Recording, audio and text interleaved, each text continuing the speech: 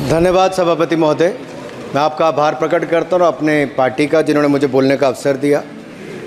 मैं बधाई देता हूँ श्रीमती निर्मला सीतारमण जी को, माननीय वित्त मंत्री जी को, जिन्होंने 7वां लगातार बजट दिया है।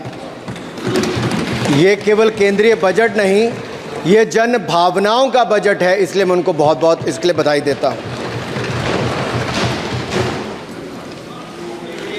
अगर आप बजट की ओर देखेंगे, इसकी भूरी भूरी प्रशंसा सब तरफ से हुई, लेकिन एक नेता ने यहाँ खड़े होकर जिस तरह से पहले कटाक्ष किया कमल पर, ना जाने कमल से उनको क्या विरोध है, लेकिन कमल के लिए, कमल का अगर शब्द का प्रयोग राजीव नाम के लिए भी किया जाता है, कमल के फूल को अगर राजीव कहेंगे तो वो भी है, लेकिन कहीं ना कहीं कमल को बुरा दिखाने का प्रयास किया गया।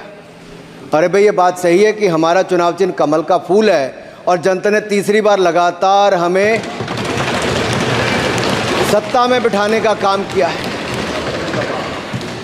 लेकिन केवल एक कमल का फूल नहीं, इन्होंने अपमानित कुछ और करने का काम भी किया और मैं उसका थोड़ा उल्लेख यहाँ पर जरूर करना चाहता हूँ।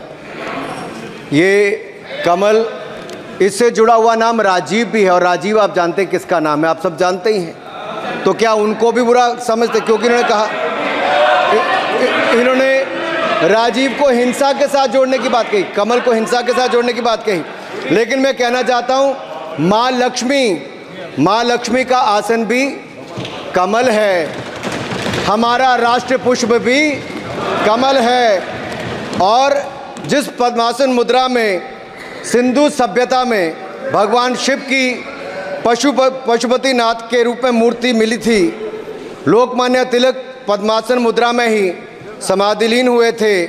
आप कहते हैं कमल के चारों तरफ हिंसा है। आप कमल का अपमान नहीं कर रहे, आप बल्कि महायोगी भगवान शिव, भगवान बुद्ध और लोकमान्य तिलक जैसे महापुरुषों का अपमान कर रहे हैं। इसलिए अगली बार कमल के बारे में बोलने से पहले थोड़ा सोच कर बोलिए कि आप किस किस का अपमान कर रहे हैं। और केवल रील के नेता मत बनिए, मीम्स आपकी खूब बनती है। रियल नेता बनने के लिए सच बोलना पड़ता है।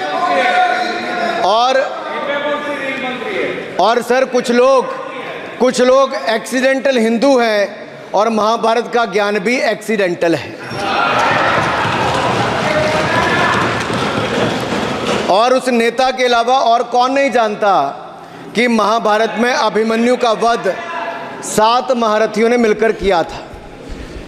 जयद्रथ, दुर्योधन, दुशासन, कर्ण, द्रोणाचार्य, कृपाचार्य और शकुनी। लेकिन राहुल जी ने कभी महाभारत, शायद, अब मुझे तो पता नहीं, पढ़ा भी नहीं, पर देखा भी नहीं होगा शायद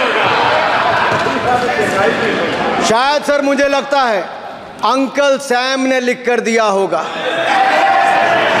अंकल सोरोस ने लिख के दिया होगा, कहीं से पर्ची बनकर आई होगी और कूल डूड बनने का प्रयास किया होगा। मैं इतना ही कहूँगा, कल जो चक्रव्यूह में फंसाने की बात कर रहे थे, वो कर्ण को करना कह रहे थे, कृपाचार्य जी को कृपचाय बोल रहे थे। चलिए छोड़िए उसको।